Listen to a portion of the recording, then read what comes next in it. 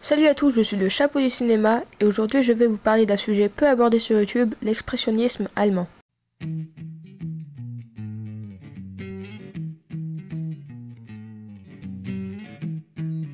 En peinture, l'expressionnisme est apparu au XXe siècle comme une révolution pour certains et comme un scandale pour d'autres. En effet, ce mouvement a pour but de casser les codes de la peinture académique et de l'impressionnisme qui devaient le mieux coller à la réalité. Et finalement, leur œuvre était souvent objective, elle n'avait pas de sens si ce n'est de reproduire une réalité. Avec l'expressionnisme, les artistes sont libres, ils ne sont pas à des règles et peuvent exprimer ouvertement leurs sentiments. C'est pourquoi l'expressionnisme est subjectif, c'est l'artiste qui nous offre sa vision des choses. Et sérieusement, quel serait un meilleur exemple que le cri d'Edvard Munch? Il faut noter deux couleurs dominantes, le rouge et le bleu. Le rouge est vif tandis que le bleu vient atténuer le tout. Il y a donc un jeu de lumière clair-obscur. Au premier plan, nous avons un personnage représenté d'une manière simple qui montre que retranscrire la réalité n'est pas le but de l'œuvre. L'intérêt de la peinture réside dans le mouvement et dans ses courbes qui retravaillent les formes pour donner un aspect inquiétant. Tout dans cette peinture est fait pour nous rappeler l'expression de l'homme. Ce cri qu'il pousse par peur est une manifestation de sa folie. L'expressionnisme allemand est apparu après la Première Guerre mondiale avec le film Le cabinet du Dr Caligari en 1920 de Robert Wiene. Mais qu'est-ce que l'expressionnisme plus généralement? C'est une déformation de la réalité qui vise à nous faire ressentir une émotion ou un sentiment. Et à la fin de la Première Guerre mondiale, les artistes avaient une vision assez pessimiste du monde, c'est pourquoi l'expressionnisme allemand aborde souvent les mêmes thèmes, la peur, l'angoisse et la folie.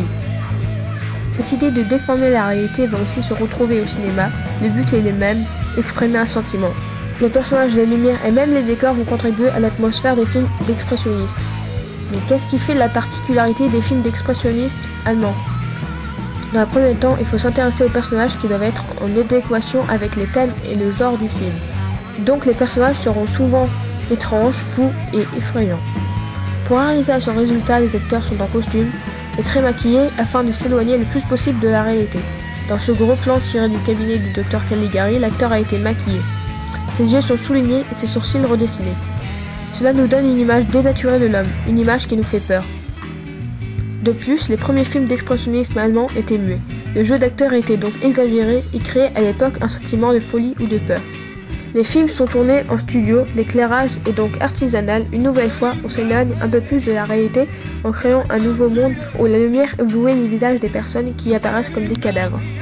Les premiers décors étaient des toiles abstraites, on utilisait des formes géométriques simples pour symboliser les lieux ou les objets. Dans le cabinet du Dr Caligari, nous pouvons constater des lignes qui vont dans toutes les directions et qui ne respectent aucune logique. Lorsqu'on parle d'expressionnisme aujourd'hui, il y a un nom qui ressort souvent, celui de Tim Burton. Je vais plutôt prendre comme exemple Orange Mécanique de Stanley Kubrick, sorti en 1971. Ce passage, par exemple, est très explicite. En effet, le bar est décoré par des femmes nues et figées dans des positions spéciales. Bien sûr, il faut y réfléchir, ce n'est pas là pour faire joli. Ces femmes symbolisent la société où le sexe est omniprésent et où il est banal. Ce que Kubrick cherche à dire est les femmes sont partout, elles n'attendent que vous et sont les objets qui meublent votre quotidien. Bien sûr, c'est la vision d'Alex, le héros du film. La vidéo est maintenant terminée, j'espère vous avoir appris quelques trucs. Et si vous avez aimé la vidéo, n'hésitez pas à mettre un pouce bleu ainsi que de la partager. Pour voir d'autres prochaines vidéos sympas, vous pouvez vous abonner à ma chaîne ou me suivre sur les réseaux sociaux. Bonne fin de journée à tous!